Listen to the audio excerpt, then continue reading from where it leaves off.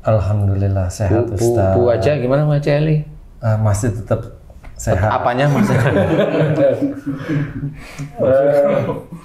Ya kesehatannya. Sehat ya, sehat ya. Alhamdulillah. Sehat. Padahal musim hujan. Maksudnya Tetap sehat itu kan. tetap hangat walaupun hujan. Oh, iya. Tapi Pak Haji ini termasuk seorang ayah yang teladan. Suami. Suami dong. Ayah dari anak, suami dari istri. Oi. Kemarin tamasya ke mana tuh Pak Haji? Taman Lapangan Banteng. Taman Lapangan Banteng. Ya, sekarang sudah tambah Bagus ya. mantap. Banteng coklat apa hitam? Bulakan sapi lanang. Bolakan sampai lapangan banteng. Kita mau ngobrolin apa nih? Ngobrolin santai aja ya. Iya. Sehari-hari ya. Sehari-hari, Pak. Oke. Ya. Ya, dibuka yuk. Oke, Bismillahirrahmanirrahim. Assalamualaikum warahmatullahi wabarakatuh. Waalaikumsalam warahmatullahi wabarakatuh. Sahabat beriman dimanapun berada, alhamdulillah senang sekali kami berjumpa lagi melalui video ini di Ustadz Danu Official Channel. Nah, di video ini seperti biasa kita akan berbincang-bincang lagi tentang masalah kehidupan yang berhubungan dengan keimanan dan ketakwaan kita kepada Allah. Tentunya saya sudah didampingi juga oleh guru kita Pak Ustadz Danu. Assalamualaikum Pak Ustadz. Waalaikumsalam warahmatullahi wabarakatuh. Dan hadir juga di sini, guys. Ini ada Mas Eko. Apa kabar Mas Eko? Alhamdulillah. Alhamdulillah sehat selalu ya. Alhamdulillah. Dan juga ada Pak Haji J. Wah. Assalamualaikum warahmatullahi wabarakatuh. Waalaikumsalam warahmatullahi wabarakatuh. Pak Haji sehat Pak Haji ya? Alhamdulillah sehat. Termasuk Bu Haja sehat? Alhamdulillah sehat. Alhamdulillah. Kok ketawa sih Pak? Sehat. Patung kenapa Ikut nih? seneng gitu Pak. Oh iya. Kalau sehat gitu. Siap. Nah, sahabat beriman, ikuti terus video ini ya. Kita akan bincang-bincang dengan guru kita seputar masalah-masalah yang selalu kita hadapi dalam kehidupan ini. Gimana Mas Eko? Tadi ada yang mau disampaikan ya. Itu. Jadi bisik-bisik sama saya soalnya tadi Pak. Oh gitu. Oh. Aduh, tapi yang sedih kok saya jadi. Karena mengingatkan masa lalu jadi sedih. Iya Pak Haji. Saya Kalau ingat itu. itu pasti biasanya kalau mengingat masa lalu sedih itu. Yang nggak sedih itu adalah mengingat masa depan itu nggak sedih. Padahal seharusnya lebih sedih ya. Iya, dekat mati masalahnya kalau masa depan. Sedih. Emang apa yang kamu ingat-ingat tuh? Saya gini Pak Ustadz. Masya Allah. Kenarimu mati? Enggak, Oh, enggak. itu mah sehat, bagus. Sehat, Alhamdulillah. bagus. Suaranya gacor banget. Gacor apa gacir? Gacor ya? Gacor. Saya gini Pak Ustadz, saya ingat saya takut dulu. Dulu itu ketika saya dapat uang di luar gaji saya itu, saya takut itu uang itu subhat gitu Pak. Subhat ya? Kok bisa nilai subhat tuh? Haram Kalau apa orang subhat? kan takut sama saya takut kayak gitu karena kan memang ya sebagai saya seorang yang bekerja seperti itu Pak Ustadz, sering dapat apa namanya uang-uang yang di luar Bonus. Jadi uang itu kan di luar gaji itu kan bisa bonus. semacam itu Pak Ustadz. Kalau bonus itu berarti nggak kerja, tapi dapat bonus, namanya bonus. Iya, kebanyakan tuh yang kayak gitu. Kadang-kadang juga Saya belum selesai nih. iya Pak Ustadz. Kalau nggak ikut kerja, Iya. namanya bonus. Tapi kalau dapat uang, uangnya dari mana nih? Ikut ngerjain nggak? Nah, kalau ikut ngerjain, itu nggak bonus namanya. Itu Hasil kerja. usaha. Hasil usaha dari kerja. Iya. Tapi kerja yang mana? Justru itu yang saya jadi bertanya-tanya karena dulu kami menganggapnya itu seperti wah ini rezeki yang nggak disangka-sangka. Bahkan kawan-kawan dulu juga ada yang ngomong ini rezeki anak soleh gitu. Nah ini akhir-akhir ini kok saya jadi agak merinding kalau ingat-ingat itu. Memang kalau saya ingat tuh Pak Ustadz, itu dapatnya itu gimana ya itu? Itu kan biasanya kan kalau kerjaan kan ada itu spek-speknya jelas ya, dari spek, kemudian cara kerjanya, kemudian ongkos dari pekerjanya, Upahnya itu. upah lah itu. Lah itu Lah itu kok bisa dapat Sisanya itu gimana itu kok bisa dapat sisanya itu kan kita gimana? ngolah itu Pak Ustadz. Ya dapatnya gimana, diolah itu gimana nih? Kan ada spek. Speknya dinaikin apa diturunin? Markup atau Kadang-kadang itu kan diturun naikin kadang-kadang. Diturun naikin. Aduh. Nggak apa-apa. Yang diturunin itu yang speknya dengan nilai besar. Yang dinaikin yang spek dengan nilai yang kecil. kebalik ya? Kok Pak Ustadz kira-kira udah kayak gitu kira-kira? Lah kan itu kan biasa yang seperti itu. Oh itu boleh itu Pak Ustadz seperti itu? Enggak, maksudnya biasa, saya itu sudah biasa mikir seperti itu gitu. Saya emang nggak ada pikiran seperti itu. Cuma memang kalau spek itu kan seperti itu. Spek itu apa ya? Barang, kualitas dan Iya, sebagainya. betul. Mutu dan kualitas Nah, biasanya. itu kan dihitung itu. Barang itu berapa jumlahnya. Kalau umpamanya barang speknya bagus, Iya. nilainya besar, banyak dinaikin. Tapi yang barang yang nilainya ini nggak terlalu, kemudian anunya kecil diturunin. Jadi ada yang dinaik dan diturunin. Betul. Kalau bisa dimasukin ke masalah tambah kurang kalau itu diketahui. Ya betul. Kalau tidak diketahui ya nggak usah ngomong kan begitu maksudnya. Nah itu Yang mana nih? Yang diketahui atau ya? Yang diketahui boleh, yang diketahui boleh. Nah, nilai dari itu nanti dibagi berapa persen. Nah. Gitu maksudnya. gitu sih Pak Ustadz. Kayaknya ya. Kadang-kadang tahu sama tahu itu Pak Ustadz. Oh. Hah? Tahu sama tahu atau Karena kan itu seperti sama-sama menghitung bareng? iya kayak ada tim gitu, ada Jamaah tim ya? dari yang itu kan gitu Pak. Gimana itu? Tim dari MK-nya, konsultannya kan begitu. Terus nanti uang itu ke kamu aja, tim kamu atau naik itu ke atasan kamu?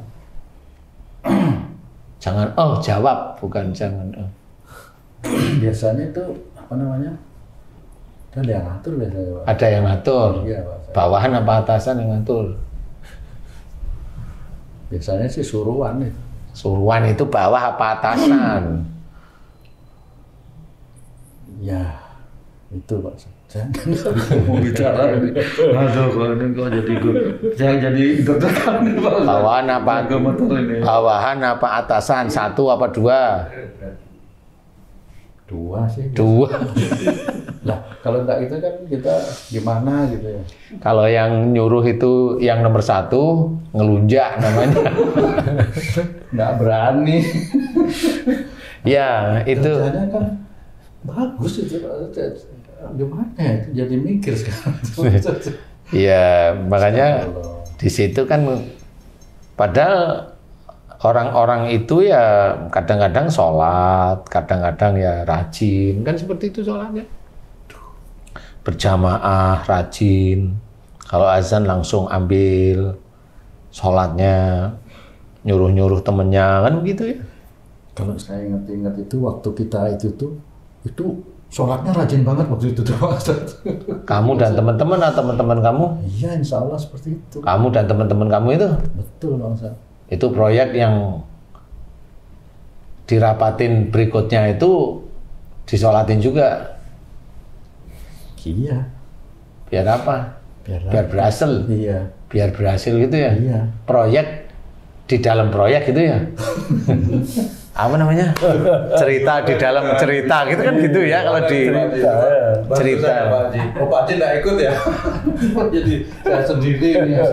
Loh, kok nanya malah jadi terdakwa, Pil. Nah itu saya takut Pak Haji, saya takut ini. Benar ini. Saya gimana Pak Ustadz? Ya memang seperti itu di negara kita atau negara lain begitu itu lazim menurut mereka.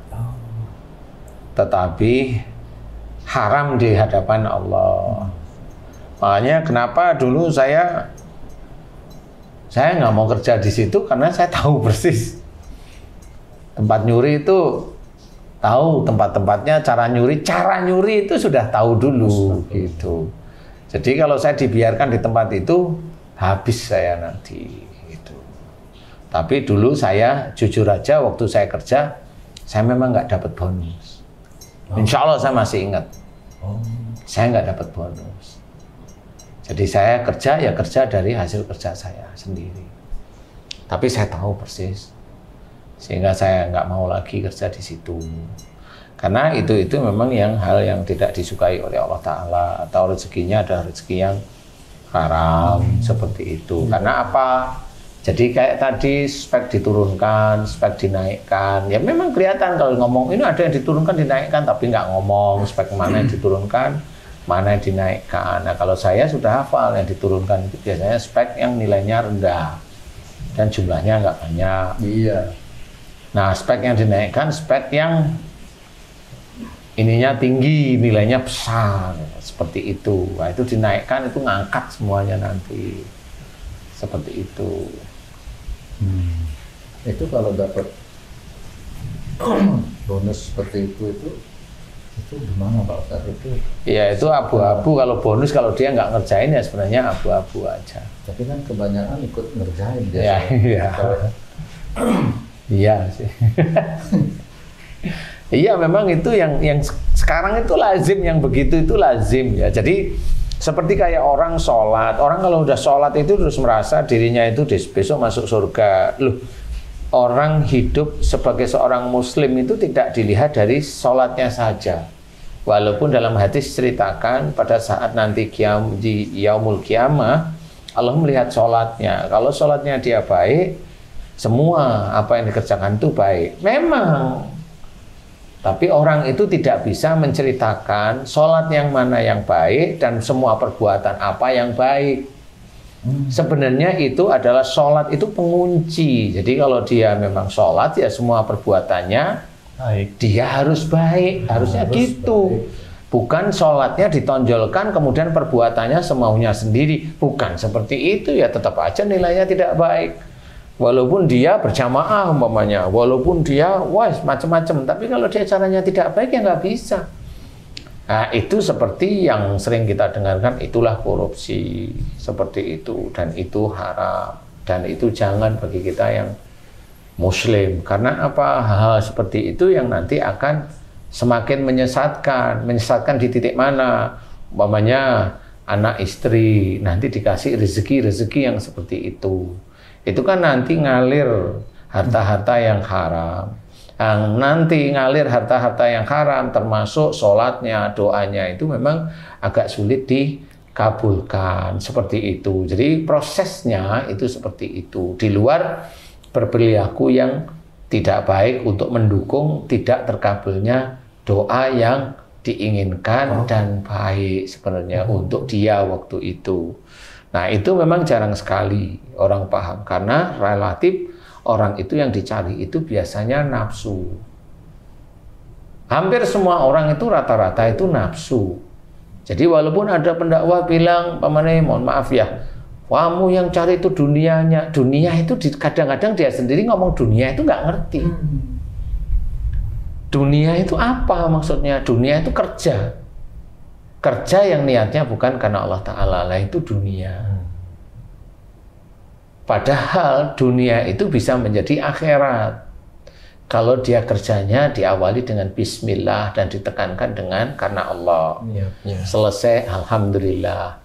Mau pulang, bismillah, sampai rumah, alhamdulillah. Ketemu dengan istri, ya alhamdulillah ketemu. Kalau istrinya itu nakal, ya dinasihatin. Kalau baik, ya dinasehatin bagaimana untuk ketemu sama anak, ya kan seperti itu sehari-hari itu. Nah itu adalah pekerjaan dunia tapi hasilnya nanti akhirat. Nah kalau umpamanya seseorang, umpamanya kamu dulu, umpamanya kamu udah hitung-hitungan, kamu turun naik, kamu ambil ongkos ini, kamu bengkain ongkosnya, kemudian kamu memang anggaran biayanya, RAB-nya itu kamu naikin, itu biasanya 1 minggu. Berapa sih biasanya? 1 minggu apa 1 bulan biasanya? 1 bulan ya. 1 bulan itu kamu naikin yang ongkos ini, nggak taunya nanti di lapangan enggak, kan gitu. Nah ya itu ya hal-hal yang memang tidak boleh dikerjakan sebenarnya. Nah itu haram langsung. Itu haram karena uangnya dibagi-bagi, termasuk nanti orang-orang di atas kamu itu ikut menikmati. Ya sama. Ya sama, makanya orang-orang itu punya gerbong masing-masing. Mereka itu punya gerbong masing-masing yang tiap kali dia itu mau jadi ini, gerbong itu dia pilih untuk menjadi loko di titik itu, lokomotif di proyek itu, sehingga dia punya gerbong lagi. Semakin dia banyak gerbong, semakin dia banyak punya lokomotifnya, lokonya, kepalanya, semakin uang yang masuk ke dia itu banyak. Nah, yang di situ itu banyak sekali kasus-kasus itu terjadi, banyak, dan itulah yang tidak disukai oleh Allah Ta'ala. Jadi dia nanti di dunia sama, dia akan itu kan menghalalkan uang yang haram sebenarnya. Walaupun dia sholat, jangan berarti jangan kira terus kalau dia sholat terus uang yang haram itu jadi halal gitu, nggak bisa. Dia makan uang haram itu sekali atau dia makan uang haram itu puluhan tahun. Dia sholatnya sehari berapa kali? 5 kali.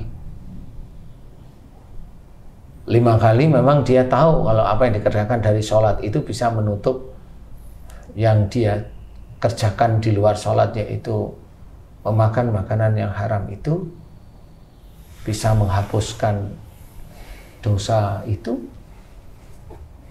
Saya yakin tidak.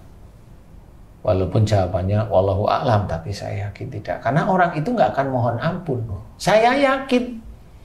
Emang kamu dulu mohon ampun setiap saat. Ini saya makan ini, ya Allah ampuni dosa saya, ampuni ya Allah, ampuni. Terus kemudian baru besok lagi dapat lagi, ampuni ya Allah, aku dapat dari ini. Tapi ini enak kayaknya, ini 40 juta ya Allah, saya harus makan. Tapi kan dimakan 40 juta itu.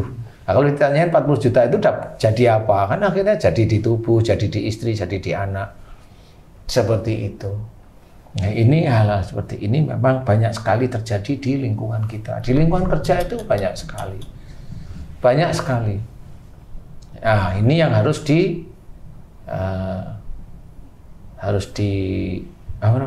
dihindari, belajar dihindari. Walaupun secara overall pekerjaan itu tidak menimbulkan kerugian misalnya gitu Mas, itu tetap kerugian itu kan di mata siapa? Takaran rugi tidak rugi itu kan sebenarnya hanya catatan aja yang dilaporin aja. Pada masalah cara memperolehnya itu Pak. Iya, cara memperoleh. Walaupun beberapa pihak itu oke gitu kira-kira gitu. Lah oke, diokein itu apa? Yang diokein itu kan pekerjaan tidak baik. Itu yang diokein kan pekerjaan tidak baik itu sebenarnya. Saya nyuruh kamu kerja, nilainya berapa? 1 juta namanya, ya. Iya.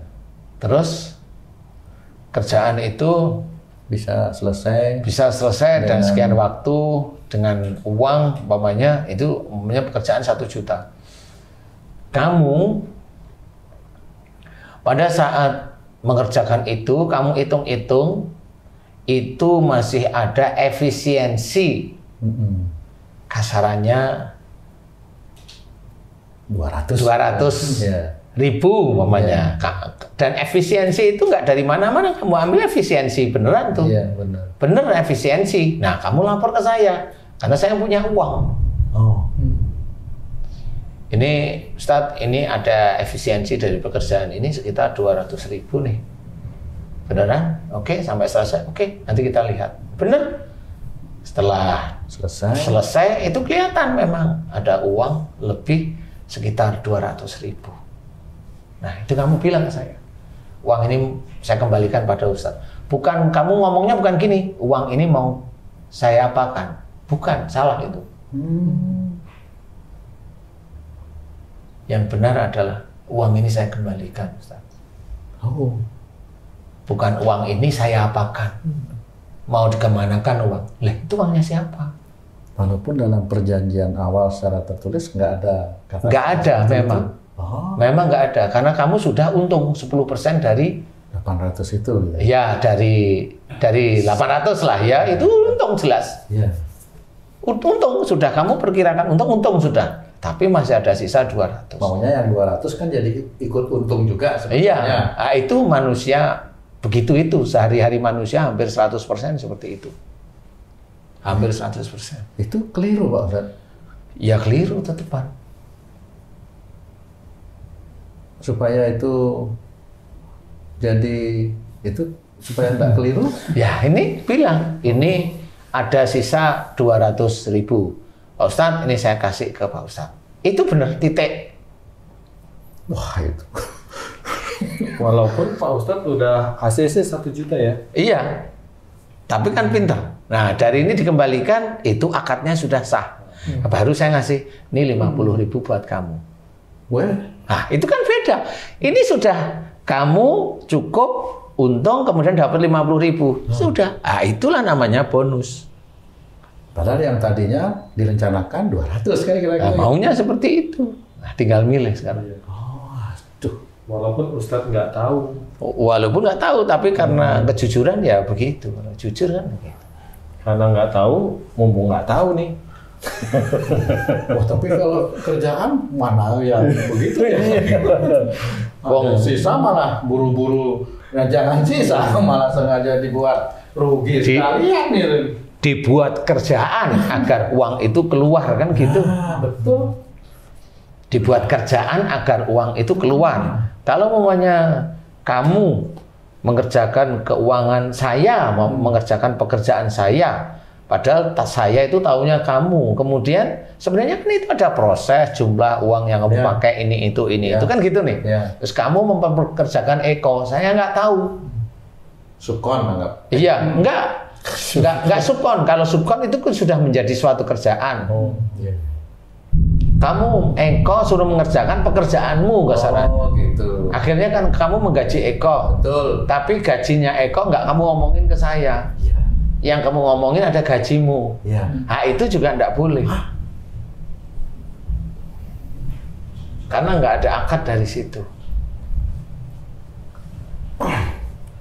Jadi segala sesuatu yang punya uang harus tahu semuanya ya. Iya.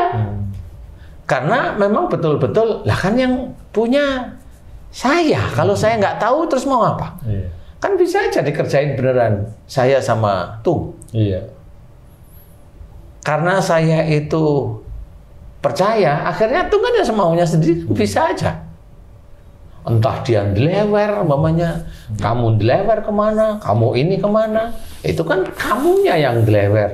Akhirnya uang saya itu ndelewer kemana-mana. Tapi saya kan tetap nggak tahu uang saya itu kemana juga nggak tahu. Itu kayaknya agak sulit kalau mau dijalanin kan ya Pak Ustadz, karena kan kita nggak sendiri sekarang. Ya. Saya, ya kita, kami kan gitu. Iya. Kan nggak sendiri. Iya memang. Makanya di situ yang harus disadari. Dan itu sangat sulit karena itu urusannya perut. Masya Allah. Urusannya perut. Nah, disitulah yang harus disadari bahwa hati-hati kita mengerjakan sesuatu kalau memang dunia itu akan menjadi akhirat, akan menjadi pahala. Solusinya gimana terus? Nah, kalau solusinya udah dimakan ya besok dikembalikan uangnya. Sebesar ya kira-kira sebesar apa yang sudah kamu ambil, itu salah satunya. Kalau itu dikembalikan ke kantor, maunya nggak bisa kantor seperti itu. Dimakan yang lain pasti. Makan mau makan. Iya. Nggak apa-apa sih kalau mau dimakan yang lain, tapi kewajibannya udah gugur. Iya, kalau saya karena itu momennya uang awalnya uang negara, kasih aja ke yatim piatu udah. Kan gitu ya. Karena kadang-kadang juga setahu saya yatim piatu itu juga nggak terlalu diurus sama kali ya, paling yatim piatu dipanggil sama institusi suruh doain biar dapat proyek, habis itu dibayarin, selesai. Nah itu namanya jual beli doa, bukan ngasih ke anak yatimnya, itu jual beli doa. Dan itu sangat banyak sekarang itu seperti itu. Nah, saya juga dulu ya begitu juga Pak Ustadz. Lah itu jadi gimana ya? Ya emang salah itulah. Jadi gimana ya? Menggampangkan cara Allah yang sebenarnya baik menjadi tidak baik. Itu kan itu kan dari segi uang ya Ustaz. Saya ikut sedikit curol ya Pak Tung, ikut curcol saya. Saya tergelitik sekali nih. Dulu saya sempat jadi kepala kendaraan Ustaz. Jadi kepala kendaraan, saya punya banyak supir yang oleh perusahaan, oleh direktur untuk seperti biasa diefisiensikan karena terlalu banyak pengeluaran yang efisiensi itu dari situ, tapi uangnya juga dari situ. Itu efisiensi boleh. Tapi kalau uang dari saya ngerjain kamu, direksimu ngomong di efisiensi, uangnya dari saya, itu nyuri namanya. Ada yang dirugikan. Ada yang dirugikan. Bedanya di situ. Iya. Tapi kalau kayak Eko, uangnya dari direksi, dari jajaran perusahaannya, dari direksi itu minta di efisiensi, betul sudah. Tidak ada salah itu efisiensi. Kalau itu. uang efisiensinya nggak balik ke kantor. Nah, itu yang salah. Kasus Sama. Nah, Ya, kasus sama. ini. Terus silahkan lanjut. Ya, Mas Eko. Ya, kalau kasus saya itu, jadi ketika saya pegang itu, saya lihat banyak kebocoran, Ustaz. Maksudnya banyak kebocoran itu, misal karena kita kepala kendaraan, jadi yang diurusin kendaraan. Setiap hari harus ada bon bensin, tol, seperti begitu. Nah, nanti ada dua nih Ustaz, ada pertanyaannya. Yang ingin saya tanyakan. Yang pertama, masalah uangnya. Jadi, banyak yang dilaporkan. Misalnya habisnya ke Jakarta itu harusnya cuman jaraknya 75 kilo kali 2, 150 pulang pergi. Tapi dilaporkan itu sampai 600 kilo. 600 kilo. Jadi kalau saya hitung, waktu pertama saya duduk, wah ini sampai ke Jogja ini. Jogja cuma 500, ini 600 kilo. Nah itu saya efisiensikan. Tapi begitu diefisiensikan, mereka bekerja di pintar Ustaz, karena orang lapangan. Jadi ketika saya efisiensikan ini, saya bikin 110 misalnya, 1 liter untuk 10 kilo. Jadi kalau untuk 150 kilo ya cukup sekian liter. Nah, masih bisa pintar dia. Terus karena seperti itu, saya akhirnya bikin aturan. Saya bikin aturan yaitu setiap kendaraan yang mengisi, saya yang ngisi. Jadi semua saya yang ngisi. Tapi pinternya dia, Ustaz, itu kilometernya jadi besar, sehingga saya jadi ngisinya itu banyak juga. Jadi saya dikibulin. Jadi harusnya jaraknya ke Jakarta itu cuma 150, kita tetap cek aja kilometernya gitu. Tetap aja segitu. Jadi saya jadi kebingungan, waduh ini gimana ini? Torok istilahnya. Iya, karena Torok uang. Akhirnya saya cari tahu, ternyata itu ada kilometernya yang dipasang dinamo. Oh, ya. Putaran cepat. Sehingga mobilnya tidak jalan, tapi begitu dinamo lari dia. Akhirnya saya harus ngisi bensin sesuai dengan itu, karena bensin yang ada di dalam tangki itu dikeluarin, diselang, terus dijual. Iya. Sama tetap dapat uang dia. Tetap dia pura-puranya pakai uang saya dulu Pak, Iya. acaranya kan gitu ya. Seperti begitu. Nah, yang dua yang saya tanyakan Ustaz. Yang pertama, itu kan supir itu juga berusaha dia. Tetap nyolongkah dia? Itu yang pertanyaan pertama Ustaz. Yang kedua, saya sebagai pemangku kebijakan pada saat itu saya bilang 110. Padahal sesungguhnya mungkin sekitar 113 Ustaz. 1 liter untuk 13 kiloan. Apakah saya juga salah Ustaz? Karena ini kan perusahaan tahunya saya yang dikasih tanggung jawab untuk mengoreksi itu. Tapi saya bilang sama drivernya, yang penting kamu tidak nyolok mata saya, monggo. Jadi kalau 113 kamu bikin 110, saya masih oke lah. Gitu. Tapi sesungguhnya saya sudah bikin untuk perusahaan itu rugi di setiap 3 kilo lah. 3 kilo. Oke. Nah, Ya. jadi itu dua itu pernyataan. Yang pertama mungkin saya nebak yang pertama betul itu dia ada pekerjaan, Ada ikhtiar. ada ikhtiar. Drivernya itu ya. Drivernya ada ikhtiar, Kreatif apakah itu. dia selangkah atau dia jual lagi kah gitu. Apakah itu termasuk berbisnis dia atau bagaimana itu Ustaz? Kalau umpamanya si drivernya itu bensinnya dijual, uangnya dikasih sama istrinya direksinya. Sama dikasih sama istrinya dia sendiri, kira-kira yang benar yang mana? Yang direksi. Ya agak benar dikit Agak walaupun benar salah dikit, ya. ya. Tapi itu nggak mungkin. Sebenarnya itu pinternya si sopir inilah, sopir-sopir pinter istilahnya. itu tetap tidak boleh. Itu tetap tidak boleh. Nah, harta seperti itu tetap tidak halal.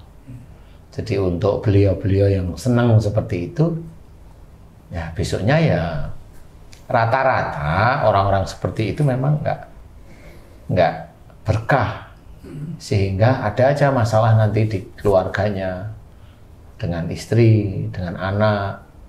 Seperti itu ada masalah terus-menerus yang selalu menggelayuti di kehidupan dia. Itu terus-menerus seperti itu. Karena dia hanya berpikir dia dapat uang, dia dapat tambahan. Mikirnya hanya itu. Dia tidak memikir secara agama. Apalagi kalau dia Islam tapi tidak sholat. Oh, saya nggak ngerti itu. Wong yang sholat aja pengen untung seperti itu, apalagi yang tidak sholat, ya saya nggak ngerti kalau itu ya. Intinya tetap itu tidak halal. Itu tidak halal, tidak boleh. Apapun bentuknya itu tidak boleh. Nah, kalau untuk kamu sendiri, kamu set bahwa di uang itu 1 liter itu untuk 10 kilo dengan catatan sekian, yang seharusnya umpamanya 13, ya kamu nggak bisa dikatakan salah karena kamu mencoba menghitung itu secara empiris, coba-coba yang dengan kondisi seperti itu nanti ada sesuatu dari bentukan yang coba-coba tersebut. Kalau kamu nggak mendapatkan apa-apa dari sopir, kamu nggak salah. Walaupun itu dari kantor, emang kamu nggak salah, itu kebijakanmu. Dan kebijakan itu bukan kamu turunkan pada sopir, enggak juga. Memang untuk kantor, bukan untuk sopir, kan beda. Betul, betul. Kecuali kalau sopir itu ngasih amplop ke kamu, lah itu kamu salah. Ya. Gitu, akhirnya amplop itu yang menjadikan kamu seneng. Wah, coba tak kasih lagi sekian itu untuk 8 kilo mamanya. Karena amplopnya lebih tebal lagi gitu. Nah itu ya salah karena kamu udah ngerti sebenarnya itu. Perhitungan seperti itu ngerti. Dan itulah yang memang tidak boleh. Itu istilahnya timbangannya itu diganjal istilahnya. Kalau dalam jual beli itu timbangannya itu diganjal. Itu tidak boleh sama seperti itu kan timbangan juga. Kalau kamu itu lihat ini sekian itu untuk 10 kilo, 1 liter itu untuk 10 kilo, tidak ada persoalan karena memang kamu mencoba untuk menghitung secara empiris saja, coba-coba aja. Kalau itu masih, loh kok masih kayak begini ya kami memang nggak tahu, kamu nggak taunya emang dikadalin sama para sopir, emang nggak tahu. Nah setelah tahu kan, nah di situ kan kebijakanmu apa? Siapa yang seperti itu? Nah, tinggal dikeluarkan aja dari pekerjaan atau ditanyain, kamu mau bekerja normal atau dikeluarkan? Kasih dia kesempatan lagi. Kalau dia ngomong jangan dikeluarkan Pak, jangan ulangi lagi, iya cukup berhenti. Berarti kamu nolong dia dan keluarganya untuk berbuat baik. Tapi kalau kamu keluarkan bisa aja. Akhirnya kan dia nyumpah serapain kamu. Padahal dia dari pekerjaan dia yang salah. Ya begitulah manusia. Kan begitu. Kejadian itu saya sudah diancam segala. Karena kan kalau pertama kan harus ada warning 1, 2, 3. SP 1. Ada 1, 2 aja. Pas di 3 itu diancam saya. Lihatin aja. Masih hidup nggak kamu tahun depan? Nggak tahunya beberapa tahun hidup terus ya. Iya, alhamdulillah. Nanti WA aja orangnya. Padahal dia membela yang salah ya, membela dari kegiatan yang salah dia lakukan gitu kan. Bisa aja sebenarnya orangnya nyantet mainnya. Nah, kan gitu aja sebenarnya. Ngeri itu. Nyantet dukunnya juga bingung. Kenapa kamu nggak mati-mati tak santet? Emang kamu bayar berapa sama dukunnya? 500.000. Nggak bisa kalau 500.000 gitu. Seperti itu. Tapi itu memang tidak boleh dilakukan yang nyuri-nyuri dan itu memang banyak. Jadi karakter teman-teman driver itu memang banyak yang aneh-aneh kecuali mobilnya memang dipakai dia sendiri. Kalau memang bosnya nggak ikut duduk, mesti aneh-aneh. Banyak sih saya itu ada bannya harusnya kuat 1 tahun, 6 bulan laporan. kelihatan sih gundul, ternyata diganti. Ya, pinjem, Ya. sewa. Ya. Oh, sehat loh. Jadi Sewa nanti diganti. Iya. Jadi Nanti ban lama yang dikasihin. Iya. Itu di apa namanya? Di proyek-proyek juga ya seperti itu ada. Ya iya kan segitu. Nah itu, waduh. Jadi gimana ya? Jadi sebenarnya kalau kerja itu Jujur aja gitu. iya jujur aja, karena ada malaikat rokib, ada malaikat atid, kan harus paham. Salah satu unsur iman kepada hari kiamat itu apa sih? Kan itu harus paham itu ya. Bukan iman itu hanya mengimani ada hari kiamat besok, hari pembalasan besok. Dia hanya mengimani, tahu aja. Sebenarnya namanya iman itu kan nggak seperti itu. Iman itu tahu besok hari pembalasan itu berarti yang jelek juga akan dibalas oleh Allah Ta'ala. Nah caranya bagaimana? Caranya ya di dunia ini harus berbuat baik. Di luar kita sholat, di luar kita baca Quran, di luar kita itu puasa, di luar ya harus berbuat baik. Berbuat baik itu lebih baik lagi adalah dengan tidak ujub, tidak riya. Nah seperti itu berbuat baik. Nah itu yang harus kita kontrol sehari-hari. Bukan karena kita sering umrah, oh bukan. Bukan karena kita sering haji, bukan juga.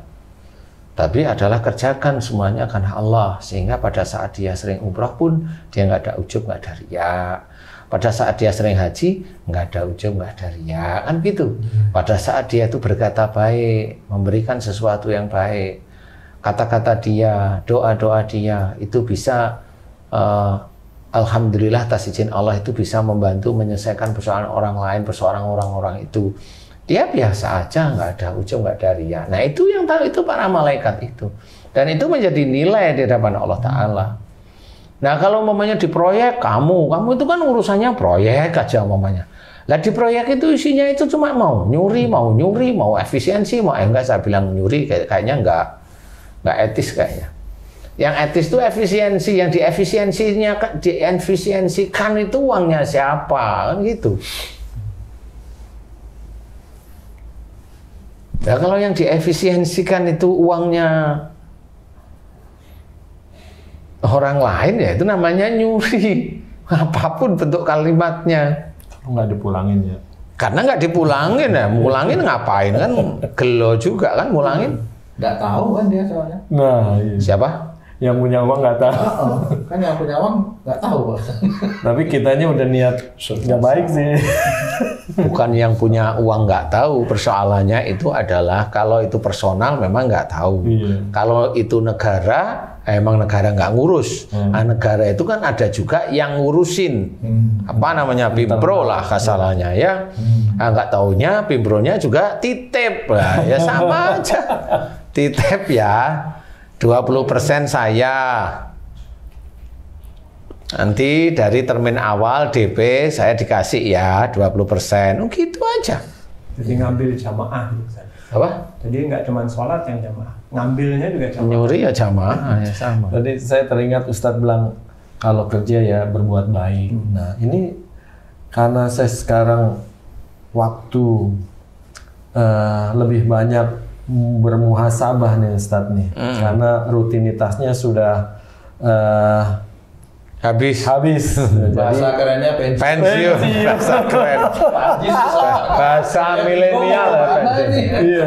Jadi muhasabah ke belakang gitu, apa yang telah saya kerjakan, apakah harta yang berupa materi ini masuk ke haramkah, subhatkah, atau halalkah. Nah, tadi Ustadz bilang berbuat baiklah. Nah, ada dulu saya mempunyai tugas gitu kan, tim, ya.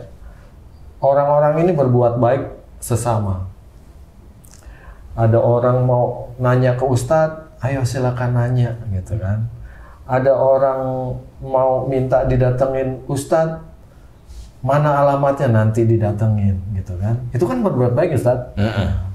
Tapi di sisi lain dia itu menarik. mengambil manfaat. mengambil manfaat. Tapinya ustadznya nggak tahu. Ustadznya nggak tahu. Mungkin ustadz berpikir ini adalah bagian dari pekerjaan, karena itu adalah suatu acara gitu kan. Nah, di sisi lain tim ini mendapatkan keuntungan ini gitu, yang tak terhingga gitu. Ada orangnya, Pak? Mana orangnya? Itu punya Ustadz Abe itu. Iya, benar-benar. Nah, suatu ketika Allah tunjukkan rahasia itu yang mana Ustadz itu nggak tahu. Gitu kan. Nah, yang saya nggak bahas Ustadz ini gimana tindakannya, tapi yang saya tanyakan, apakah tim ini salah nggak di mata Allah? Kemudian solusinya gimana Ustadz? Seperti itu Ustadz. Iya, sebenarnya sama. Jadi suatu proyek itu dikerjakan di dalam proyek, yaitu seperti itu. Betul, ya. Jadi proyek orang tertentu dikerjakan di proyek inti. Kan sebenarnya itu aja. Nah, pada saat proyek itu dikerjakan, kemudian dari situ ada uang dari jalur lain yang masuk, ya.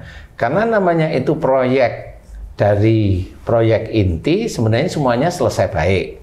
Tapi karena dari proyek inti ini ada diajukannya materi, uji materi, dan bisa dikerjakan dan harus dikerjakan, dari proyek inti ini sudah memberikan imbalan jasa dari semuanya. Kan gitu. Nah, dari yang mau diproyekkan dari proyek inti, ada orang lain yang sebenarnya masuk di proyek itu. Nah, karena kalau orang itu ingin masuk di proyek itu, tim yang ini sudah tahu. Kalau masuk di ustadz tersebut itu susah, dia mencoba menarif. Tetapi di luar ustadznya tahu, karena ustadznya mikirnya ya hanya itu. Walaupun ustadznya tahu pun akan diam. Karena itu beliau aja.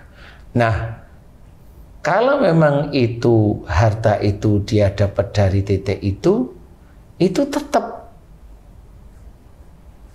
itu ada yang abu-abu di titik. Proyek di dalam proyek itu ada yang abu-abu. Kalau dampak masing-masing tergantung Allah aja.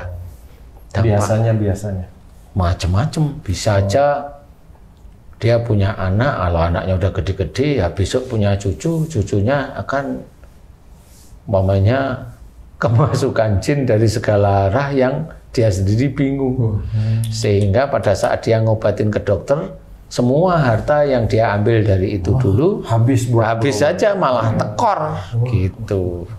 Bisa aja macam-macam kalau yang begitu-begitu. Bisa, ini bisa ya. Atau yang bagaimana? Macam-macam. Dan itu harta itu yang keluar pasti harta. Nah, harta ini menandakan bahwa dia dulu mencari hartanya ada yang salah gitu loh. Dari sisi Allah seperti itu. Jadi mengingatkan aja, kok harta saya kok selalu harta saya yang selalu terkuras ya. Nah, harusnya dia berpikir. Nah, kalau sudah berpikir, dia tentukan, oh saya pernah ambil uang sekian ini, dan betul saya nggak ngomong sama ini, harusnya itu dibagi masuk sini. Nah, itu baru dia bisa itu clear istilahnya. Berarti solusinya dia harus mohon ampun. Enggak cuma mohon ampun. Minta maaf kepada ustadz tersebut? Ya bisa. Enggak cuma itu aja sebenarnya. Apalagi itu? Bahkan ada harta yang dia makan. Oh, berarti harus hartanya dikeluarkan? Iya. Sebanyak yang pernah dulu dia terima? Iya. Kalau lupa gimana? Lah kalau lupa ya tapi itu yang nyata nggak akan pernah lupa. Iya. Kira-kira gitu Pak Haji. Iya, kalau lupa ya itu kira-kira rahasia dia sama para malaikat nanti di akhirat. Kan nggak mungkin malaikat jumlahnya berapa ya? Ya nggak bisa. Dan itu juga kalau sudah terlambat sekian tahun, puluh tahun umpamanya, dia mau ngeluarin uang lagi kan malas sudah. Udah Males sebenarnya. Kalau punya uang kan gitu Pak. Lah iya, wong punya uang aja males. Apalagi lagi pas nggak punya uang. Kan sama seperti istrinya Pak Haji saya culik. Jangan, Ustaz. Bisa. Biarin Silakan. Ini kata yang keluar itu harusnya jangan Ustadz atau monggo Ustadz, saya nggak tahu. Terus Dihidupin aja deh Ustadz. Culik. Saya nyulik. Culik. Terus Saya nyulik, saya taruh di rumah. di rumah. Betul. Di rumah makan apa rumah Ustadz nih? Rumah saya nih, bukan rumah makan. Di rumah nih. Terus saya bilang sama Pak Haji, Haji, saya nyulik istrinya, minta maaf ya gitu. Oh, Selesai itu. Enggak dong. Nah, harusnya dipulangin. iya, karena nggak taunya yang nyulik juga begah. Mulangin harus utuh. Harus utuh. Enggak tahu mulangin tambah gede badannya. Boleh malah itu. Seperti Makan itu. Jadi kalau kita mau hitung-hitungan itu ya seperti itu. Harus ada yang dikembalikan gitu. Jadi nggak cukup dengan mohon ampun, harus dikembalikan. Kalau yang di kasusnya Pak Jiji itu kalau misalnya yang ditarik itu ikhlas gimana Ustaz? Loh, persoalannya kan dia nggak sendiri. Yang harus ketemu itu dia bertemu dengan orang itu ngomong atau dengan orang lain. Betul. Dan orang ustadznya ini tahu nggak itu ngomong dan narik, tahu nggak itu? Nggak tahu ya Pak Haji ya itu ya. Enggak tahu. Lah kalau nggak tahu ya itu urusannya dia dan sama Allah nanti. Bagaimana tahu orang itu ikhlas? Duitnya gede, ya kan pengen sembuh. Ya bisa aja ikhlas. Jadi orangnya nggak salah sebenarnya. Orangnya nggak salah di titik itu aja yang Maksudnya salah. patung duitnya besar pasti dengan harapan sembuh. Kan belum tentu ikhlas. Iya, belum tentu Ngeluarinnya itu. Iya. Nah itu kan susah juga itu kalau mau bicara duit dengan ikhlas. Oh gitu, Ustaz. Tapi kasus Pak Haji, Pak Ustadz, itu akhirnya sampai ke cucu yang sakit dan akhirnya si orang ini mengeluarkan duit habis bahkan lebih untuk mengobati cucunya. Nah, dengan habisnya uang keluar untuk mengobati cucunya itu, apakah impas dia? Nggak bisa. Allah. Itu kan peringatan aja. Double. Utuh berarti yang itu Ustaz. Itu kan nggak ada akad sebenarnya. Jadi Allah itu mengingatkan di titik itu aja diingatkan. Jadi nggak bisa dikatakan impas. Karena nggak ada unsur yang lain, nggak ada unsur akadnya. Makanya tadi kan, lah saya kan nyulik istrinya Pak Haji, tadi udah jelas. Nah kalau saya minta maaf memang impas itu. Kan gitu. Pak Haji tahu kalau istrinya saya culik itu tahu. Saya maafin ya Pak Haji, istrinya Pak Haji saya culik. Dah selesai, emang gitu selesai. Pak Haji langsung, ya nggak apa-apa Ustadz. Asal dikasih makan. Kan ya nggak seperti itu. Ya kalau minta maaf ya dikembaliin, kan begitu intinya. Jadi harus ada yang dibicarakan, harusnya seperti itu. Nah itu memang harus belajar seperti kasus per kasus, jadi tidak bisa sembarangan. Makanya kalau ada orang dengan gaji 40 juta, kemudian dia bisa beli mobil mewah, hidupnya di Jakarta, ya itu bisa dipertanyakan. Walaupun maksudnya bukan suuzon kan kira-kira gitu. Enggak, itu kan dilihat. Logikanya. Dia punya rumah mewah kan gitu ya, rumah jelas beli sendiri. Kemudian dia istrinya juga itu anaknya ya mewah, kemudian mobilnya mewah. Dia hidup di Jakarta, dia tidak ada kerjaan lain. Apa yang dia kerjakan? Kan gitu aja sudah. Iya Ustaz, saya yang pensiunan nih bukan mungkin akan banyak lagi bertanya ke Ustadz nih yang dulu itu minta kejelasan tentang cara mendapatkan hartanya, solusinya, dan takut menghadapi cobaan atau ujian dari hasil perbuatan yang nggak baik itu nanti Pak Tung. Pak Tung juga mau nanya-nanya lagi nanti. Dia udah nggak ada tenaga, dia kan. Pusing mikirin berapa jumlah yang mau dikembaliin. Waduh, Masya Allah. Mau jual kucing nggak boleh sama Nabi. Begitu itu apakah itu bisa masuk surga? Katanya yang datang pengajian itu gampang masuk surga gitu. Nggak bisa. Susah masuk surga yang seperti itu. Hartanya itu banyak yang haram, kok mau masuk surga gimana? Dari harta dia gajian boleh lah ya. Kalau yang didapat itu dari gajiannya malah gede yang didapat, kan gimana coba? Iya. Sampingannya lebih gede. Salah gajinya nggak diambil. Justru karena gajinya kecil nyari sampingan. Ya itu namanya efisiensi itu tadi. Nah, ya itulah cara-cara orang untuk biar tidak bilang, nah, kamu tolong nyuri yang bagian ini ya, kan nggak mungkin ngomong begitu.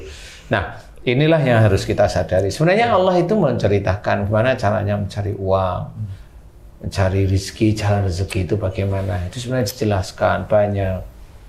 Jadi wafis samai rizqukum, di langit ada jalan rezekimu. Itu kita harus mulai paham, mulai sedini mungkin sebelum kita itu mulai dari akhir balik itu belajar untuk dekat pada Allah Taala. Nah, bagi orang tua ajarkan anaknya itu seperti itu, ya, dekat dengan Allah. Kemudian apalagi kemudian diceritakan innahum kanu qabla dzalika muhsinin. Ini salah satunya ya, sesungguhnya mereka di dunia selalu berbuat kebaikan. Orang tuanya mengajarkan kepada anak-anaknya. Nah, mengajarkan kebaikan pada anak-anaknya ini satu, itu tugas orang tua insya Allah sudah benar masuk.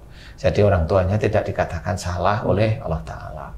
Yang kedua, mengajarkan kebaikan pada anak-anaknya, berarti anaknya diajarkan untuk berbuat baik yang nanti Allah itu menyiapkan rezekinya di masa akan datang. Nah, seperti itu, ditunggu terus diajarkan, tidak dengan penekanan, tidak boleh. Kenapa? La ikraha fiddin, tidak ada paksaan dalam agama Islam. Itu harus dijalanin terus-menerus sehingga keluarga itu menjadi keluarga baik.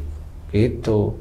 Nah, disinilah yang harus kita kerjakan itu begitu, mendapatkan rezeki yang halal, thayyib, bahkan berkah pun itu sejak awal sudah disiapkan. Bukan masa depannya disiapkan, ibadahnya yang disiapkan sebenarnya. Kalau kita mengakui Allah itu ya maha memberi rezeki, ibadah kepada Allah Ta'ala inilah yang disiapkan.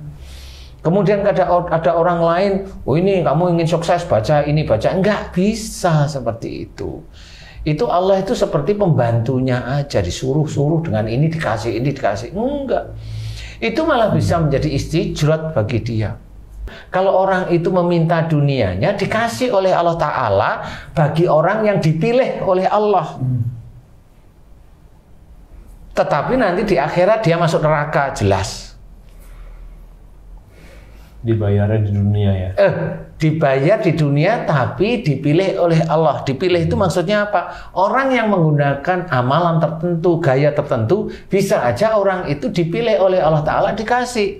Yang lainnya pakai amalan yang sama, enggak dikasih sama Allah Ta'ala. Karena dipilih oleh Allah. Yang dikasih itu yang dipilih, jelas sekali dalam surat Al-Isra itu diizinkan, jadi bukan Allah ridho. Nah, tapi dia nanti semuanya dua-duanya masuk neraka, sudah dijelaskan itu. Tapi banyak orang nggak mau tahu. Karena apa? Karena kekayaan itu adalah salah satu nafsu duniawi yang dia mau kejar sebenarnya. Itu seperti itu. Kekayaan, nama dan sebagainya itu kan duniawi sebenarnya, dia mau kejar. Sehingga lupa yang harus dia kerjakan itu apa, itu lupa sebenarnya. Nah, disinilah sebenarnya ajaran-ajaran Islam itu dilanggar, rata-rata itu dilanggar. Contoh, umumnya kalau kamu sakit baca ini, baca ini. Oh, yang suka nyuruh baca-baca mati akhirnya. Lalu gimana coba?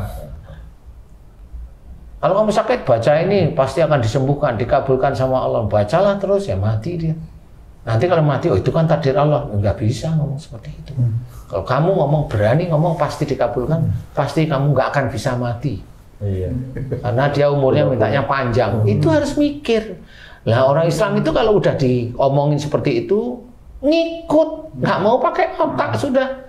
Karena itu nafsunya ngikutin. Nafsunya ngikutin. Nah, jangan, kita itu manusia masih punya nafsu. Rem lah. Nalar nggak itu kalau kita pakai otak? Banyak yang sudah tidak berhasil. Kenapa harus diikutin terus-menerus? Belajarlah tauhid dengan sungguh-sungguh pada Allah Ta'ala. Paling tidak belajar tauhid sungguh-sungguh niatnya karena Allah itu di akhirnya berpahala. Maaf Ustaz, kalau dakwah itu termasuk kerjaan juga atau? Nah, kalau dianggap kerjaan ya kerjaan. Itu ya dunia. Jadi nggak bisa dakwah itu dikatakan langsung akhirat, belum tentu. Itu bisa aja tergantung niatnya. Kalau niatnya karena Allah Ta'ala, pada saat dia itu dakwah, dia digaji berapa, dia terima dengan ikhlas karena Allah, nah itu baru itu akhiratnya. Tapi kalau dia itu di dakwah, dia digaji kecil, dia bersungut-sungutnya, nah itu dunia dia yang dia kerjakan.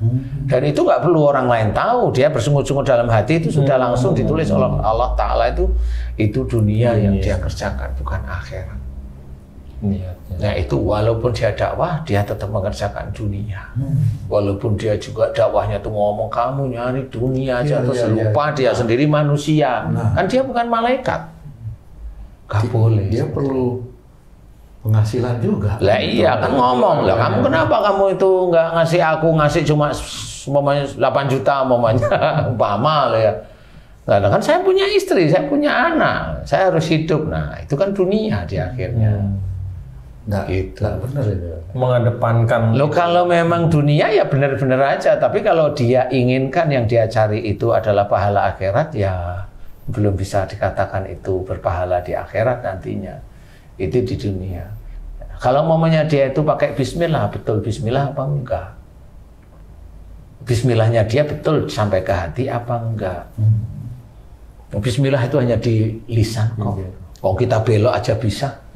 Orang itu sholat, udah dikatakan sholat itu nanti bisa mencegah dari perbuatan keji dan mungkar. Ayo dia tetap jalanin. Banyak yang jalanin. Nggak usah berbuat keji dan mungkar, tapi maki-maki orang setiap saat. Lah ya sama aja, orang kan sakit hati. Kan nggak boleh seperti itu. Udah dikatakan itu umumnya dia sholatnya bagus. Enggak juga. Jadi semua harus dikerjakan. Bukan hanya sholatnya saja, semuanya. Makanya diceritakan, sesungguhnya orang yang mulia di depan Allah Ta'ala adalah orang yang takwa. Di situ itu menceritakan bahwa Allah tidak melihat bangsa, tidak melihat baju, tidak melihat ini. Allah hanya melihat ketakwaan. Entah dia orang Afrika, orang Cina, orang Eropa, orang Rusia, orang Indonesia, orang Arab. Kalau memang dia tidak takwa, ya Allah tidak menganggap mulia. Kalau dia takwa, ya Allah akan menganggap mulia sebenarnya.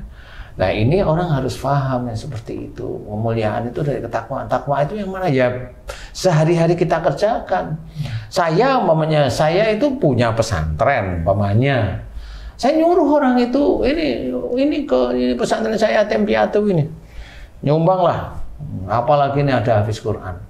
Tapi di balik ini nyuruh untuk sedekah ke pesantren saya itu punya ada selingan di sini. Kalau banyak kan saya bisa ikut andil di situ. Gitu. Menikmati. Ikut menikmati. Dia tahu persis. Tapi pengen kaya boleh ya Ustaz? Kalau pengen kaya boleh, tapi caranya sebenarnya. Kalau pengen kaya mah boleh. Orang Islam kalau bisa itu pengen kaya boleh silahkan. Tapi caranya benar nggak? Kalau mau caranya ya nggak benar ya nggak boleh, walaupun itu kecil, ya nggak boleh walaupun kecil. Lah kalau mamanya Allah memberikan izin kepada saya untuk diberikan rezeki yang lebih daripada teman-teman yang lain, ya itu kan haknya Allah kan bukan saya. Saya kan hanya mengerjakan apa yang saya kerjakan aja. Kalau Allah memberikan caranya ya. Yang penting kan caranya. Caranya benar seperti ini. Iya, niatnya benar, lurus dan lain-lain dan sebagainya. Kan begitu. Nggak segampang orang mikirin sebenarnya. Nggak ada hubungan yang lain. Nah itu juga sama seperti saya berdagang di toko, saya jualan biasa aja. Kalau saya naikin dengan toko lain ya bukan dikatakan bahwa oh kamu riba, oh nggak seperti itu. Kalau saya naikin dikit dengan toko lain, ya nggak bisa seperti katakan itu riba. Itu bukan riba. Nah, itu keuntungannya dinaikkan lebih daripada yang lainnya. Kan begitu. Kan bukan dikatakan riba seperti itu. Itu kan menyusahkan orang lain. Ya nggak juga. Kalau nggak mau, ya biasa aja. Kalau mamanya saya turunkan, kan begitu. Itu dinamakan sedekah. Ya nggak bisa sedekah. Oh ini jual beli kok bila dikatakan sedekah gimana? Kalau memang saya di titik itu saya sudah untung, ya nggak ada masalah. Terus akhirnya saya didatengin sama toko yang lain, kamu kok harganya kamu rendahin gini-gini lah. Kamu untungnya berapa? Saya untungnya 100.000. Lah kamu untungnya berapa? Saya 250.000. 250.000 aja saya masih di bawahnya dia. Lah kan masih untung saya. Lah kok masih di bawah? Lah kan di bawah aja sudah untung banyak. Ya saya turunin lagi karena mau hancur. Bagaimana? Mau saya samain nggak? Samain aja. Kan dia juga paling nanti tanya, kamu pulangkan di mana? Kan gitu. Emang kan orang kan begitu-begitu. Ya enggak. Nah itulah nafsu. Nah, seseorang seperti saya mendapatkan, saya bisa kulahkan barang dengan harga yang murah, itu kan atas izin Allah sebenarnya. Betul. Begitu cara memandangnya, cara mencari. Iya betul, itu atas izin Allah, bukan saya yang hebat. Saya kan bisa cari, oh itu dosa, itu bermain saya Tuhan, nggak boleh. Seperti umpamanya rezeki itu tidak disangka-sangka. Saya tuh sampai sekarang berpikir, emang rezeki itu nggak bisa disangka. Kalau rezeki itu dari pekerja, ya itu disangka karena sudah bekerja. Sehingga gajinya jelas bulanan. Tapi menurut saya tetap itu tidak bisa disangka. Kenapa Ustaz? Satu, umpama suatu ketika istri, anaknya sakit dan sebagainya, habis rezekinya. Dari mana dia gunain uang yang sebegitu? Itu nggak akan bisa disangka. Disangka itu maksudnya apa? Emang dapat terus? Enggak, hilang juga nggak disangka. Orang itu selalu yang namanya rezeki itu tidak disangka-sangka itu dapatnya. Mbok ya mikir rezeki yang tidak disangka-sangka itu hilangnya juga nggak disangka-sangka. Nggak pernah itu saya mendengarkan teman-teman dakwah itu rezeki yang tidak disangka itu adalah hilangnya. Padahal hilangnya rezeki dia dari kerjaan yang baik itu bisa menjadi penguji. Bagi orang itu tetap nggak dia itu sujud kepada Allah Ta'ala. Kalau dia memang bersyukur terus, suatu ketika diambil oleh Allah Ta'ala, gerundel, kan ketahuan. Berarti selama ini dia bersyukur itu hanya ngeluh-ngeluh Allah, mengeluh-elukan Allah aja dia. Bukan hatinya, bukan. Sekali diuji ngeluh. Ayo Haji C itu nggak pernah ngeluh. Amin amin ya Allah amin. Kalau ngeluh ditinggal beneran. Jadi rezeki yang tidak disangka-sangka itu jangan berpikiran bahwa itu dapatnya dari mana. Boleh, benar. Sekarang kalau orang kerja, boleh dari kerjaan itu dia dapat rezeki. Sebelum dia kerja itu dari mana? Dari daftar, dari ngelamar. Betul. Emang kakinya punya siapa? Emang tangan buat nulis itu banyak siapa? Emang matamu buat lihat itu banyak siapa? Telingamu untuk dengar pada itu milik siapa itu? Allah. Rezeki yang tidak pernah disangka itu di titik itu. Bagaimana seseorang bekerja menggunakan otak, menggunakan mata, menggunakan telinga, menggunakan mulut, menggunakan tangan dan kaki. Dia itu hanya mensyukuri uang yang datang. Dia tidak pernah mensyukuri yang dia diberikan oleh Allah Ta'ala. Itulah rezeki yang tidak disangka dalam bentuk bukan yang datang gedebuk 1 miliar, 5 miliar. Bukan. Makanya kalau saya bilang, apapun katanya, rezeki itu tetap tidak disangka-sangka. Karena kita itu sebenarnya malas untuk bersyukur. Makanya kalau diambil sama Allah Ta'ala, ngapain kamu ngeluh? Kamu sendiri bersyukur itu kurang. Apa kurangnya? Saya kalau dapat bulanan itu saya bersyukur. Kamu tahu nggak? Kamu rezeki kamu itu bukan di uangnya itu bonus. Rezeki kamu itu ya kamu bisa ngelangkah kerja, kamu bisa kerja tangan, kamu bisa ini. Bisa beribadah. Bisa beribadah. Itu aja masih kamu gunain untuk berbuat julid ini gitu, gini. Ya sudah. Dari mana? Akhirnya orang nggak bisa hancur semua. Makanya orang itu sangat sedikit diceritakan oleh Allah Ta'ala yang bersyukur kepada Allah Ta'ala itu sangat sedikit. Nah ini yang harus kita ketahui. Bukan ngejar masalah uangnya aja sebenarnya. Rezeki yang tidak disangka, semua rezeki itu tidak akan disangka oleh manusia. Karena menurut saya itu tertulis dalam kitabullah yang memang kita bisa aja kita nggak membaca. Wong Quran di depan mata kita aja baca juga nggak ngerti-ngerti. Rezeki yang tidak disangka itu mikirnya rezeki dapat begitu, emang begitu aja? Kan nggak seperti itu. Tangan, mata, mulut, iya itu karunia, betul. Tapi pernah itu disyukuri. Berapa puluh tahun itu tidak pernah bersyukur pada Allah Ta'ala. Itu dosa itu tangannya, itu dosa itu otaknya untuk berpikir seperti itu. Dia tidak pernah bersyukur, dia hanya bersyukur untuk bonus. Itu kan bulanan, itu kan bonus menurut saya. Bukan rezeki, bonus. Nah ini yang harus kita pikirkan. Karena selama ini orang itu hanya mikir dapat uangnya. Rezeki yang tidak disangka-sangka itu dia bangun tidur itu yang tidak disangka itu sebenarnya itu udah rezeki itu. Masih bisa hidup. Bisa hidup, bisa bangun tidur, sholat, tahajud, baca Quran, nunggu subuhan. Itu rezeki itu di titik-titik itu. Nah inilah yang harus kita ketahui dan harus kita jalankan. Itu yang harus kita syukuri. Bisa jadi uang itu menipu keimanan kita itu, Mas. Nah, memang dunia itu kan hanya sandiwara sebenarnya. Kalau mencari uang itu kan sebenarnya hanya mau bermain sinetron mencari uang aja. Itu sebenarnya apa sekarang diberikan. Saya mau diizinkan oleh Allah Ta'ala bisa tahu penyakit ini, gagal ginjal dari mana, jantung, klep jantung bocor, bengkak jantung dari mana. Saya bilang semua itu ilmunya Allah Ta'ala. Kenapa saya tahu, kenapa yang lain tidak tahu? Allahualam, saya nggak ngerti. Kalau itu jangan tanya saya, tanya sama Allah aja. Kalau kamu hebat, tanya sama Allah, jangan tanya sama saya. Kan gitu, tanya sama guru-guru kamu, kenapa kok kamu nggak ngerti, kenapa? Gitu loh. Kalau umpamanya saya ditanyain, lah Ustadz kan ada yang ngasih tahu, siapa? Jin. Saya ajak ngomong orang yang ngomong gitu. Saya tanya sama kamu, kamu pernah tahu jin itu bisa tahu tubuh manusia? Saya tanya sama orang yang ngomong begitu, saya berani tahu.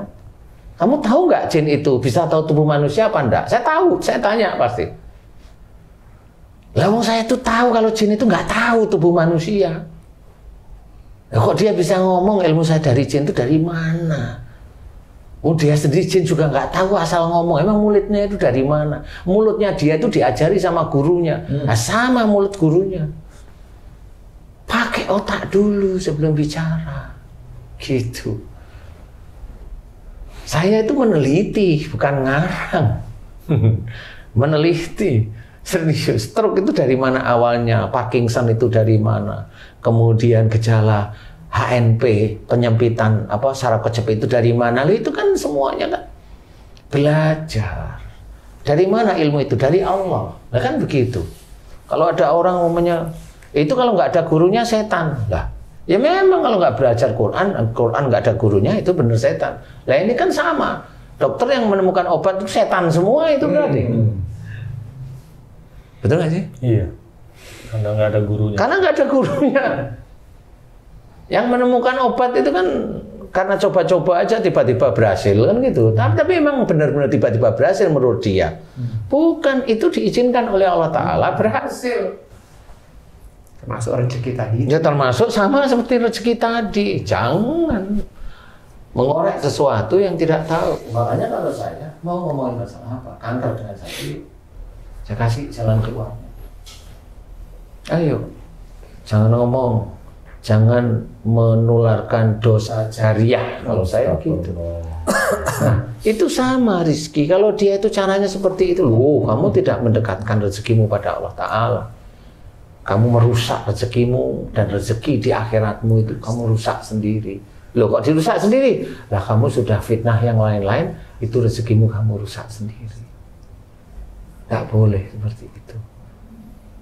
Nah, inilah menjadi satu pengetahuan bagaimana cara kita mencari rezeki harus kita lakukan. Nanti dalam mencari rezeki yang halal pun itu banyak sekali ujian. rintangan dari Allah Ta'ala. Dia gigih nggak di titik itu. Kalau dia putus asa ya dia nggak bisa sampai sebegitu. Kalau dia nggak gigih ya udah. Sama seperti orang. Kalau dia itu kerja di kontraktor ya dia gigih nyari efisiensi. Sama semuanya, mau gigih di mana? Mau gigih di jalan Allah atau mau gigih cari efisiensi? Itu yang dapat duitnya, dia nggak ikut kerja, sama yang dapat duit, dia ikut kerja, dosanya sama, Pak. Ya lebih banyak yang ikut kerja. Yang nggak kerja juga ikut dosa. Ya dia dapat uang yang abu-abu. Kalau dia tahu Ustadz ya, kalau dia nggak tahu? Kalau dia nggak tahu ya normal aja, biasa. Waduh. Kalau dia tahu ya abu-abu dia tahu. Nah, kalau dia tahu dia harus buang itu uang itu ke yatim piatu karena memang banyak yatim piatu yang membutuhkan kan begitu. Seperti itu. Memang harus. Kalau memang itu kerjaannya berhubungan dengan negara, kembalikan mana masukan negara, pos-pos negara. Kalau memang negara punya apa namanya nomor rekening, masukin aja nggak apa-apa. Atas nama siapa? Ya enggak, yang penting niat sudah ngembaliin gitu. Kan nggak ditulis di situ, tulis mah ketangkep KPK ya. Ya ini yang ngajarin yang lurus, bukan ngajarin yang dianggap baik manusia kan. Bisa aja saya dianggap tidak baik bagi orang tertentu. Nah, harusnya Ustadz itu bilang ke negara, memang bisa seperti itu, ya bisa lah. Tapi memang sebenarnya orang-orang sudah pada tahu memang di titik-titik itu titik-titik kebocoran istilahnya.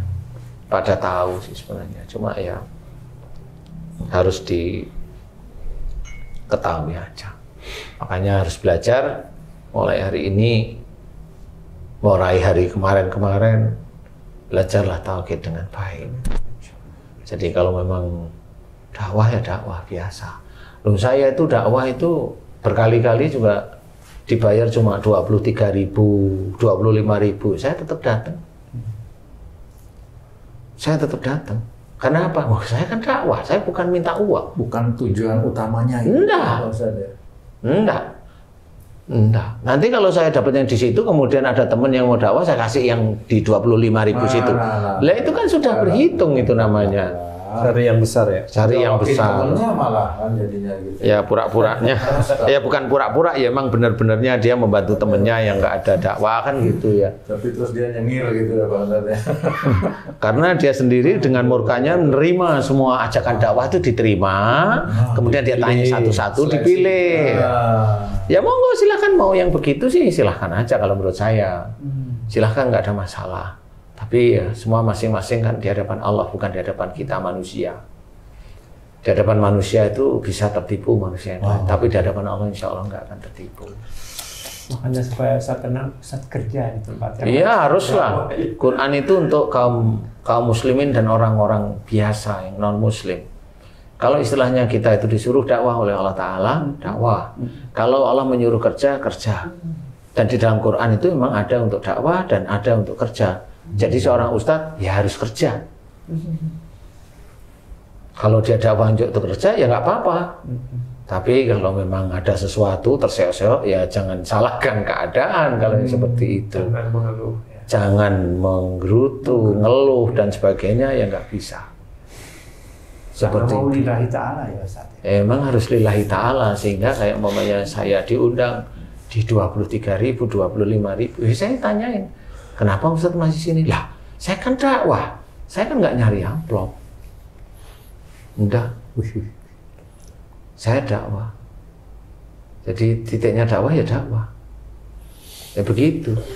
Ya biarin mereka yang menilai. Oh, kalau si Ustadz ini ya biarin aja. Ya saya diem aja nggak ngomong. Itu kan nafsi-nafsi ya. Akhirnya nanti dia bawa sendiri orang-orang itu atau yang para pendakwah itu atau yang pekerja-pekerja itu dia bawa nanti di akhirat. Yang menemani itu nanti ya amalnya, mau amal baik, mau amal buruk ya amalnya itu yang menemani. Seperti itu. Jadi kalau memang mau mencari rezeki yang baik, halal, thayyib seperti itu, jangan main-main. Karena rezeki itu akan ditanya betulan di akhirat. Jadi nggak bisa main-main. Kalau di akhirat ya sudah nggak bisa ngomong karena harus dikerjakan. Gitu. Oke. Gimana Pak Eko? Kita kembali ke jalan yang benar. Harus.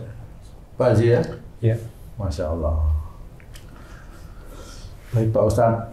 Ya kamu mau kembali ke jalan benar kan memang sudah pensiun. Coba kalau belum pensiun. Nah itu ya dilalahnya gitu. Itu Karena rezeki juga kali Ustaz dikasih pensiun. Saya menganggap Tung itu pintar. Oh, sangat pintar kan. Pintar dia. Makanya ngomong begini itu setelah pensiun aja. Sebelum pensiun nggak mau ngomong. Nggak mau. Itu pintar itu namanya. Walaupun temennya langsung maki-maki dia, biarin aja nggak apa-apa dimaki-maki. Emang resikonya begitu, mau gimana apa? Bisa aja umpamanya bilang sama dia, Pak Tung, kalau bisa itu kalau ada proyek, paling tidak saya kasih Fortuner lah, bilang gitu umpamanya. Umpamanya, atau CRV lah umpamanya. Nah kan itu kan macam-macam seperti itu. Nah itulah cara-cara orang untuk menjerumuskan dirinya sendiri itu kan kedoliman ya nanti di akhirat. Ya masuk ke neraka. Neraka itu kan persoalannya itu kan nggak sama seperti kita makan di dunia itu harta haram itu sekitar 60 tahun, kemudian besok di neraka itu diguyur timah panas, besi panas itu 60 tahun ya walau ya nggak tahu. Mau kapan selesai juga nggak tahu. Sementara gitu. Sehari di neraka sama dengan 1000 tahun di dunia. Berarti 60 tahun di sudah banyak sekali tahunnya itu. Berarti 60 tahun di dunia itu bisa aja sebenarnya hanya cuma 20 menit di neraka. Mungkin semenit. Semenit udah hancur-hancur minah itu ya. Nggak taunya semenitnya itu memang mataharinya nggak jalan-jalan itu loh. Ini kok kayaknya udah 2000 tahun tapi kok matahari di situ aja gitu. Kali ya. Jadi nggak tahunya itu kamu dihukum hanya 2 hari. Oh 2 hari insya Allah kuat lah kan. 2 hari itu matahari di sana. Nggak terbenam, nggak tahu. Geser dikit juga enggak. Ya begitulah. Baik, Pak Ustadz, terima kasih atas penjelasannya. Walaupun ini sangat memilukan hati ya. Berat banget ya, Pak Haji ya. Iya, tapi ini rezeki juga kita dikasih ilmu. Masih dikasih kesempatan untuk mohon ampun, mudah-mudahan insya Allah ya. Balikin.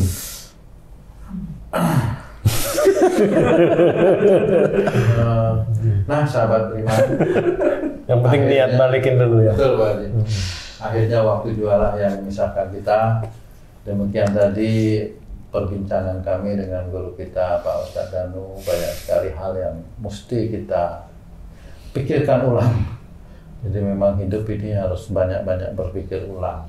Iman harus didorong dengan perilaku yang baik gitu Pak Ustadz. Nih saya tambahin tuh. Kalau memang kita berbuat salah, udahlah kita mending mohon ampun. Kalau memang kita sendiri itu banyak uang yang kita pakai bukan uang benar, yuk kita kembalikan. Barangkali saya sama teman-teman beriman sama. Yuk sama-sama mohon ampun dan ngembaliin. Itu dah. Demikian tadi perbincangan kita, sahabat beriman. Sampai jumpa di video selanjutnya, di konten-konten kami yang selanjutnya. Wassalamualaikum warahmatullahi wabarakatuh. Waalaikumsalam warahmatullahi wabarakatuh.